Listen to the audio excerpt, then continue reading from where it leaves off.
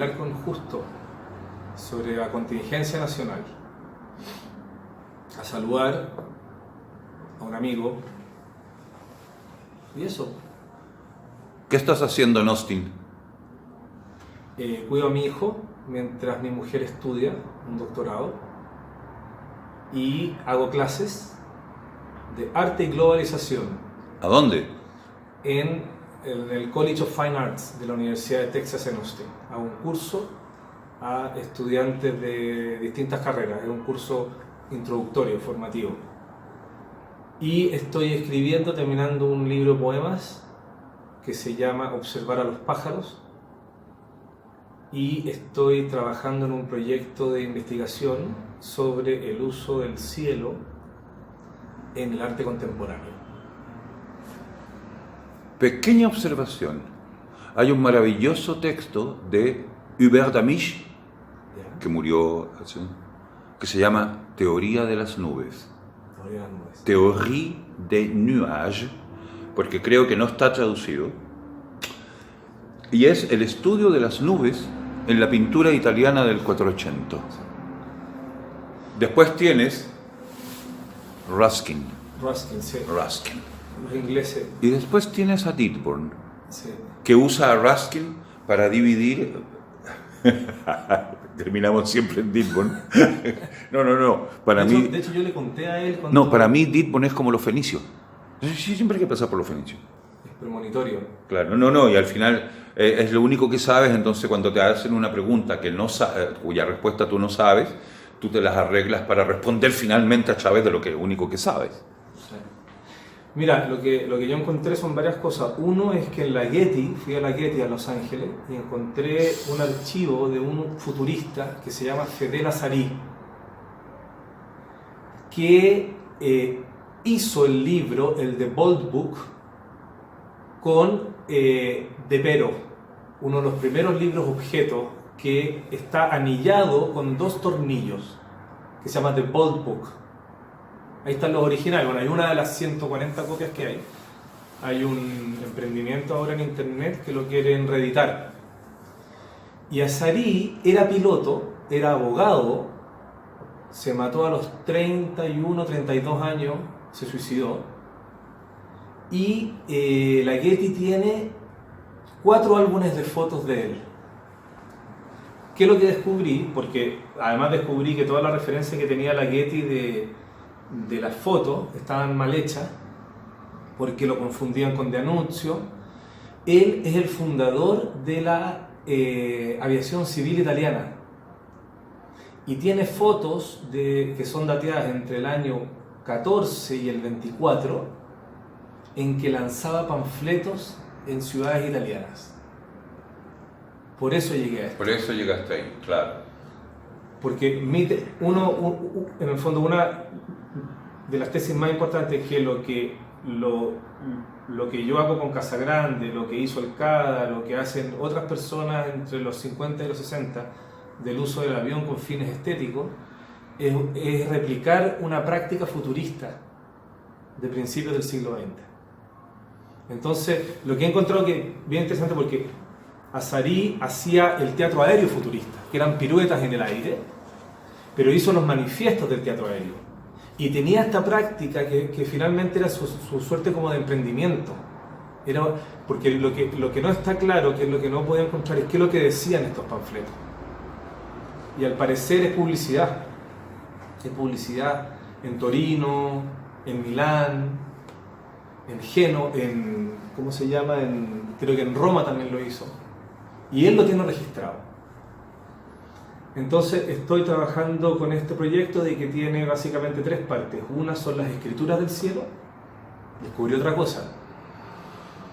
La empresa que escribió La Vida Nueva en Nueva York es la misma que ha hecho todas las escrituras en el cielo en Estados Unidos desde los años 60. Es el emprendimiento de un piloto que patentó la técnica de escribir tipeando en el cielo con puntitos. Por eso a mí Zurita en Nueva York me dijo que había sido muy fácil hacerlo, porque esta empresa es experta. Y es la misma que hizo los poemas de David Antin en California 4 años después de Zurita.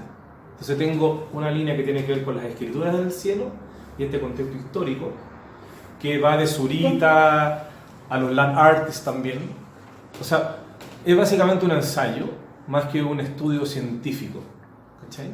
Ah, genial. O sea, es un ensayo que va recorriendo por estas escrituras en el cielo. Luego es la importancia de la vista aérea. He estado leyendo harto a Smithson de cómo, ponte tú, el Spiral Getty y muchas de las obras de los land artists estaban pensadas en 3 dimensiones. O sea, la vista aérea no es una choreza, sino que es parte de la obra.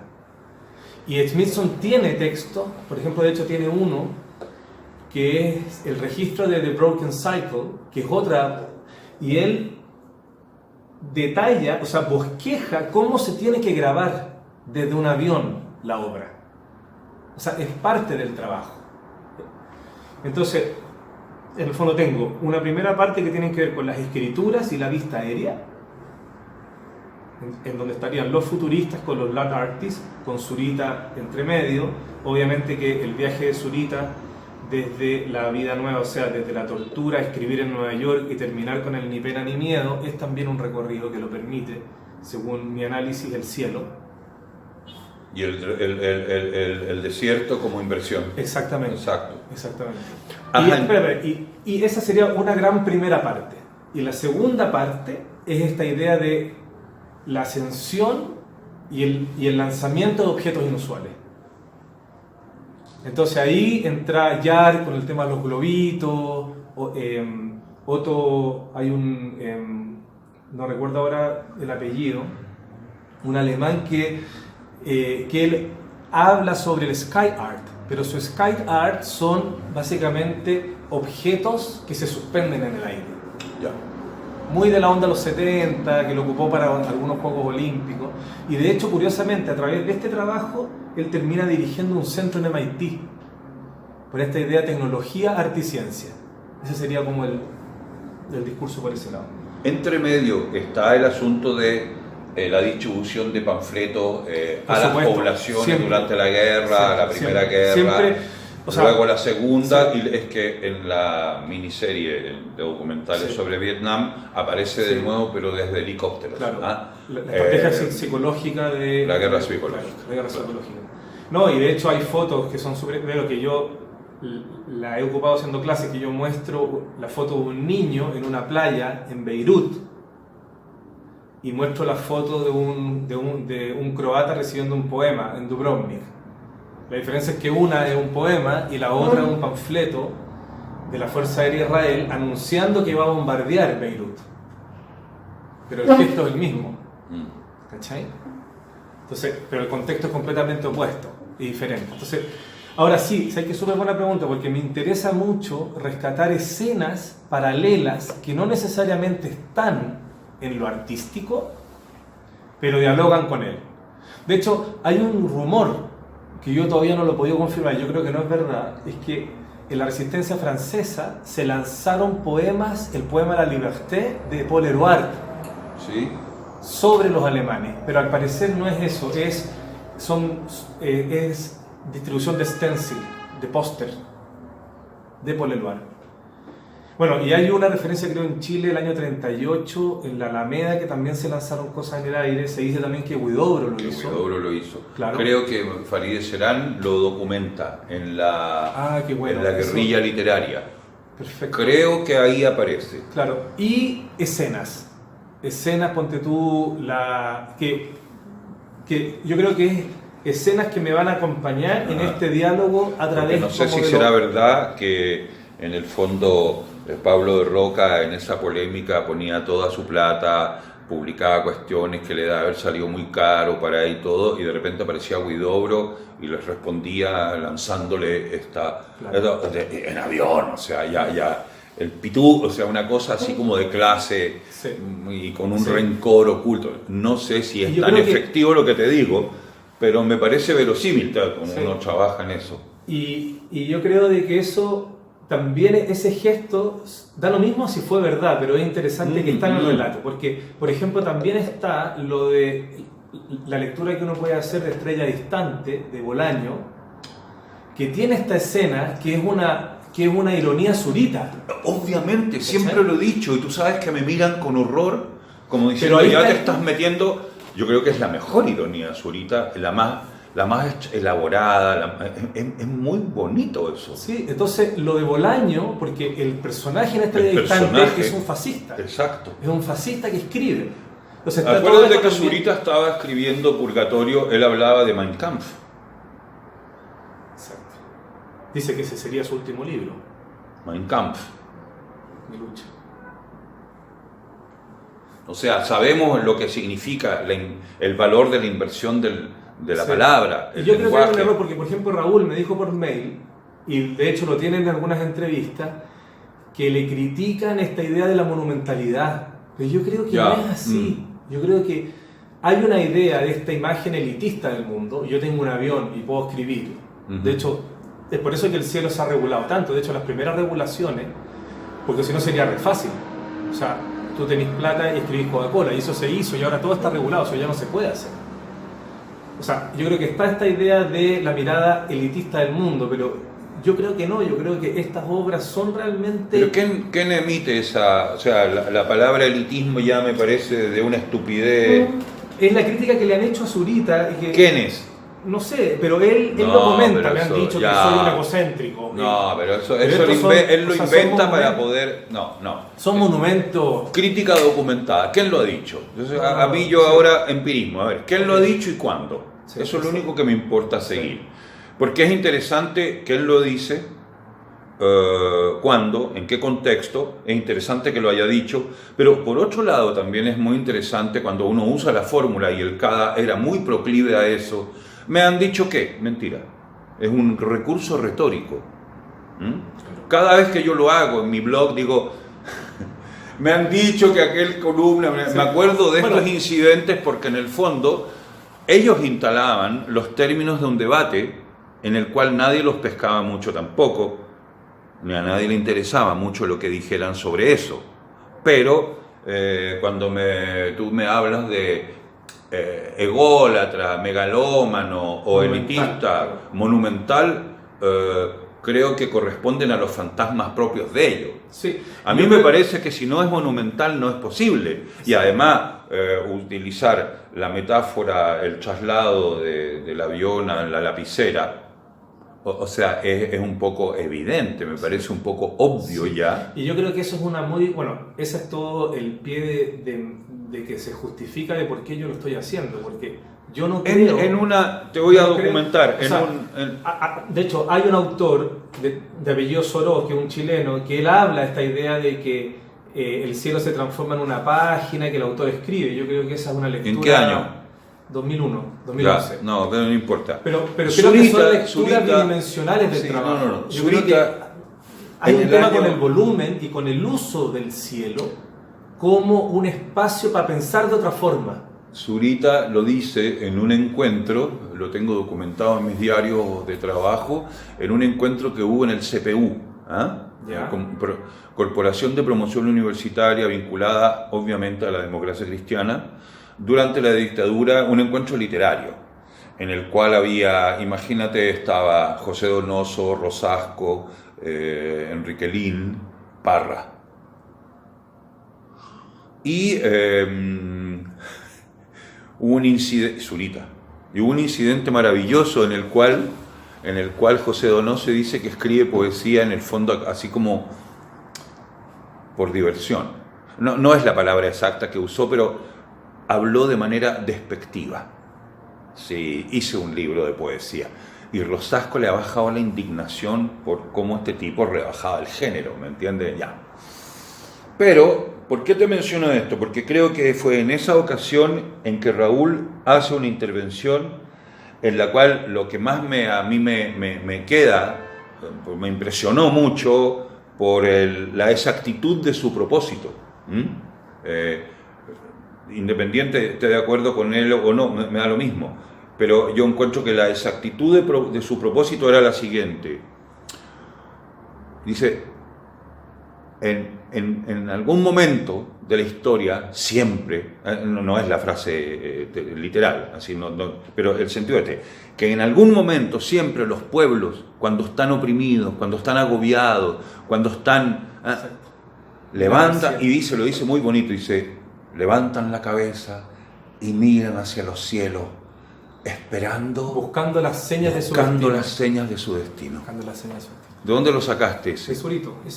Entonces no estoy mal. No estoy mal. O sea, me parece que la expansión un poco chamánica de Raúl en ese sentido está fundamentada ahí, porque él sería el medium que escribiría aquello que el pueblo de Chile espera que sea escrito. Por eso siempre sostuve que cuando la política de izquierda falla y patéticamente fracasa, siempre recurre al mito. Y en este caso, la poesía. Sí. Recurrió a Neruda, recurrió a Zurita. ¿Ah? Y esto para escribir. No, pero eso ya es en el terreno de la infraestructura. Sí. Pero y que corresponde también, sí. Que corresponde, en el sentido que es en el norte de Chile donde están los principales embalses. Claro. Ahora, lo que yo encuentro que es interesante, que es lo que me ha obsesionado a mí, es que el cielo no es un lienzo en 2 dimensiones que se pinta, sino que el autor está pensando en 3 dimensiones. El cielo le agrega algo al trabajo que no lo tiene la página. Y eso no es para pensar que el cielo es una página.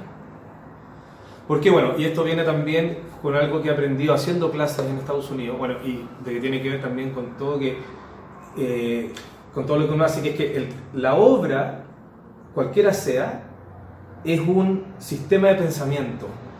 Sí. Y ahí estaría en el fondo lo que yo trato de hacer en clase, que es que el arte, la creación, no es un medio de expresión, que sería el discurso de la educación artística. No, horror. Sino que es un sistema de pensamiento, entonces tú puedes acceder a la mentalidad gringa. Pensamiento objetualizado. Claro. Se me fue lo que te iba a decir. Bueno, ya me... Bueno, entonces como para irte contando, el libro termina con un epílogo, con qué es lo que pasa hoy, a nivel contemporáneo. Y en el fondo tiene que ver con este cielo más paranoico. Por ejemplo, hay un autor gringo que es geógrafo, un artista visual, de apellido Paglen, que él con una red de astrónomos amateur de Estados Unidos registró el paso de satélites no registrados en el cielo de Estados Unidos, por ejemplo. Y ahora va a ser una obra que sería la primera obra que se pondría en la estratosfera, que es una suerte de nube plateada, como estas esculturas del inglés, que está en Chicago, ¿cómo se llama? El Anish Kapoor, pero flotando en órbita. Entonces, está con toda esta idea del cielo y obviamente estos materiales invisibles, como sería el aire, la atmósfera, el viento, que son materiales geopolíticos. Pero lo que te iba que son instrumentos de guerra y lo que te iba a observar en el fondo es que el cielo es material. Es material. Ya desde, por ejemplo, pienso en la errónea teoría corpuscular de Descartes. Claro.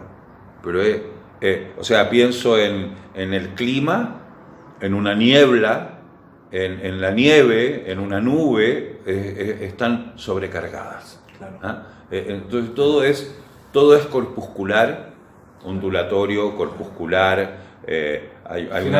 Finalmente es materia. Es materia. A mí me fascinó cuando un profesor de física en el colegio, era un cura italiano, dijo que la luz tenía peso. Y que habían unos balanzas, bueno, pero eso, yo creo que hay que tenerlo, en cuenta, sí. Claro. Y que finalmente estos trabajos fluctúan un poco en ese antagonismo, ¿cierto? Son oxímoron, o sea, son la dureza última, o sea, tú le infectas el medio ambiente al otro, como se ocupó en la Primera Guerra Mundial, en el fondo envenenarle. Ujú. Y al mismo tiempo está toda esta cosa efímera que se escapa y que es difícil de asir.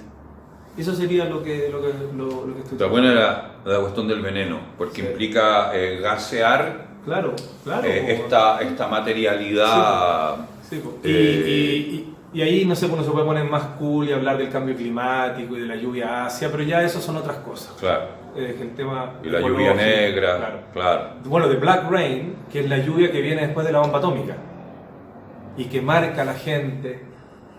Claro. Y todo esto nace de lo que he hecho en los últimos años, pues con Casagrande. Ah. Todo es un descubrimiento, una mezcla de lectura y práctica, un poco las dos cosas. Lo que a mí me interesa es sacarlo de lo local. Creo de que el trabajo que nosotros hicimos, lo que hizo el CADA, lo que podría haber hecho Huidobro, Zurita, lo que comenta Bolaño, son cuestiones que pasan a nivel global y pasaron en Estados Unidos, en Europa, y esa tradición me parece que es importante nombrarla, ¿cachai? Eso es lo que a mí hoy día es lo que me interesa, además de que uno podría hablar de cosas locales, de lo chileno, lo poético, que somos un país que está preso entre la montaña y el mar y la única manera de salir es volando. Está el Teniente Bello, hay miles de lecturas en el fondo cosmológicas nuestras que tienen que ver con nuestro aislamiento geográfico, que responde un poco a la forma en que somos, ¿cierto? Pero creo de que hay algo que está más allá de lo chileno, ¿cachai? Bueno, que es obvio. Y eso, necesito tiempo, pero nos vamos a Austin y espero darle harto a ese trabajo. Hice un fondar de formación de alguna manera con eso, que me permitió reordenar este material. Sobre todo lo de Azarí, que yo creo que sería lo más novedoso en términos de estudio archivístico. Es más, te voy a contar una anécdota que es divertida, que hay una foto que está catalogada sin autor y que yo creo que tiene que ver con lo de Prost en París, la belleza de ver bombardear París con Zeppelins. La idea esta como del firework. Esa escena está en el tiempo, ¿cachai? Y hay una foto de un bombardeo nocturno a París. Y yo encontré en el registro en la Getty que está dentro del material de Azarí. O sea, esa foto al parecer es de él, de un bombardeo a París nocturno desde el cielo. Y ese tipo de cosas en las que he estado... En la guerra del 14. En la guerra del 14. De hecho, los futuristas todos pelearon en la guerra y eran pilotos de guerra, ¿cachai? Y obviamente tenía que ver con el espíritu futurista de abrazar la guerra, ¿cierto? Lo bélico. Hay una anécdota, de hecho, Marinetti lanzó panfletos contra Venecia, desde la torre en la Plaza San Marco. Esa es la primera performance que uno encuentra y que está bien documentada en la historia del arte. Que él lanzó después de una salida del Teatro Lido, lanzó panfletos diciendo que Venecia iba a desaparecer por las máquinas. Y ese es el primer gesto, pero eso es de 1910. Pero Azarí ya estaba, ¿cachai?, piloteando y haciendo cosas. Y de hecho en este libro que hizo De Pero, el arquitecto, el The Bold Book, que es un libro sobre la obra de De Pero, hay una página en que él sale con Azarí abrazado en un avión y le dice, en el fondo, a usted, poesía a 5.000 metros de altura. O sea, ya hay un diálogo, y además que el editor del libro es Azarí. O sea, además de abogado y piloto, era tipógrafo, era diseñador. ¿Cachai? Entonces, todas esas referencias... O sea, lo que quiero decir es que finalmente lo que hizo de alguna manera Casagrande y el CADA es un proyecto futurista. Tiene un elemento futurista muy importante. desde el punto de vista, no sé, o sea, académico. Bueno, a mí eso no me... Sí, pero ninguno de ustedes es piloto. Ninguno de nosotros piloto. Además, ¿cachai? Y lo otro que es interesante, esta empresa, de hecho les escribí para preguntarles si ellos habían sido los que escribieron Mi Dios es No, Mi Dios es Gueto, Mi Dios es Carroña en Nueva York de Zurita. Y me dijeron que probablemente sí, porque ellos son los únicos que hacen eso. Y son los mismos que le escribieron a Yoko Ono el Happy Birthday John en Nueva York para el cumpleaños de John Lennon, un año antes de morir. Entonces en la misma época, ¿cachai? O sea, Zurita escribió un poema y Yoko Ono escribió un saludo a John Lennon, que no lo vio porque estaba durmiendo en su departamento, el edificio de Dakota. Así que en eso estoy. Cristóbal, ¿tú grabaste la acción de Carlos Lepe en el Festival de Poesía Sí. de la Fundación Neruda? Sí, te cuento. Nosotros, el colectivo Casa Grande, con la Fundación Neruda, organizamos lo que se llamó el Festival de Poesía 100%, que eso está correcto ahí en la web. Y tuvo 3 o 4 versiones en 3 o 4 años. Cada año era un país invitado diferente. ¿Cachai? Y creo que la última fue la del Lepe, pero no sé si esa fue la vez que invitamos a Estados Unidos. Con la embajada de Estados Unidos estaba Bush, me acuerdo. Estaba Bush, estaba todo el tema de las Torres Gemelas y nos invitaron a la casa del embajador, porque ahí vino la poeta Elizabeth Alexander, una poeta de color negra, que cuando Obama fue ungido presidente escribió un poema después. Y Obama restituyó una tradición que se había detenido desde la época de Kennedy, que cada vez que un presidente llegaba al poder había un poeta invitado a escribir algo. ¿Qué pasó? Cada uno de esos eventos, además de tener un país extranjero, nosotros invitábamos a un autor de otra disciplina a presentar a los poetas. ¿Ok? Y ese año invitamos a Lepe a ser el moderador. ¿Qué pasó? Fuimos a su casa, él dijo que sí, ¿ok? Y nos juntamos en la Fundación Neruda una semana antes de esto. ¿Y qué pasó? El proyecto tenía como condición es que el presentador se sentaba al centro de la mesa. ¿Y cuál era la información? Él tenía que presentar a los autores y agradecer a las instituciones, como siempre se hacen estas formalidades, y además agradecer a la Vega, porque en esos encuentros que eran en la Plaza Camilo Mori todos los jueves del mes de enero, de 7 a 9 de la noche, o sea, empezaba de día y terminaba de noche, se repartía fruta donada por la Vega. Y cuando Lepe supo eso, ahí se agregó la sandía. Entonces Lepe dijo, bueno, a mí me invitan a hacer esto, y agrega el tema de la poesía a Lin. Él dice, yo voy a hacerle un homenaje a Enrique Lin, y quiero que me pongan una sandía al centro. Entonces ahí fue esta conversación antes de la performance, en donde yo le pregunté por qué la sandía. Y Lepe no me dejó grabar. Lo poco que recuerdo es que hizo básicamente una clase sobre el lugar que tenía esta fruta en un poco la historia del arte. Habló de las naturalezas muertas, habló de Smythe, de las sandías en Chiloé, estos grandes aparatos. Habló de Neruda, la famosa pregunta de Neruda, ¿de qué ríe la sandía cuando la están asesinando? Las odas, lo nerudiano, y todo eso finalmente yo creo que lo integró para su trabajo. ¿Y cuál era la otra condición? Es que lo únicos que íbamos a saber que él iba a hacer una performance éramos nosotros. Entonces, los únicos que la registramos fuimos nosotros.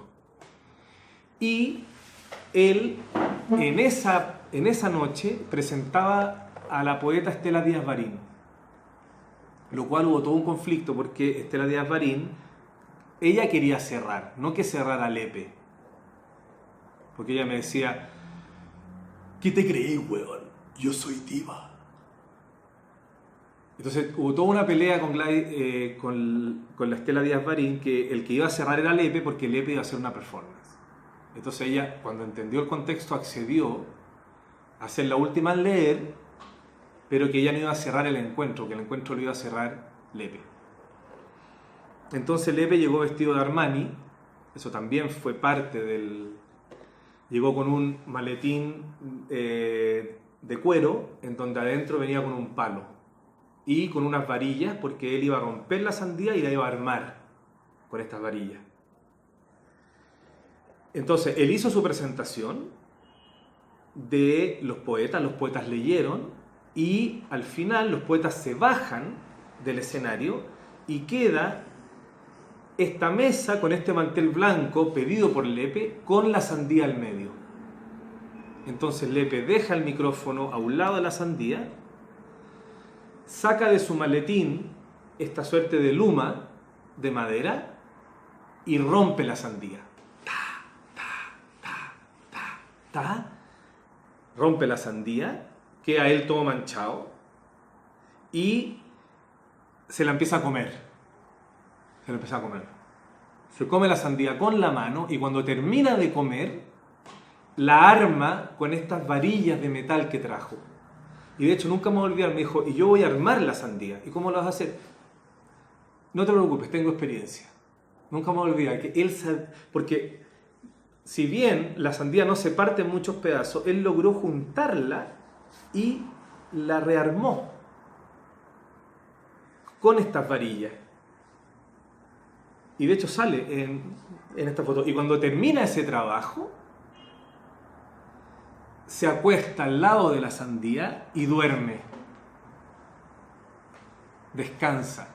Y en ese descanso, con el micrófono al lado, dice este verso, que lo que tengo entendido es un verso de Enrique Lin. Y dice, soy el mal enamorado. Y ahí pasa un minuto, él se despierta, mete su palo en este morral de cuero, se levanta, queda la sandía ahí, todo manchado con el micrófono, y sale caminando hacia la fundación, y Joaquín Prieto, que era el que estaba grabando todo esto en primera fila, lo sigue, porque nosotros sabíamos, porque en la fundación por el otro lado lo estaba esperando un taxi para irse a su casa. Y ahí termina la performance, que es que nosotros lo seguimos, sube él, va para atrás, que hoy día creo que hay un anfiteatro ahí, y ahí estaba el taxi, estaba Francisco Torres, el director de la fundación, estábamos nosotros, y fue como, ¡buena Carlos! Nos dimos un abrazo, él se sube al taxi y se fue. Y yo nunca más lo vi.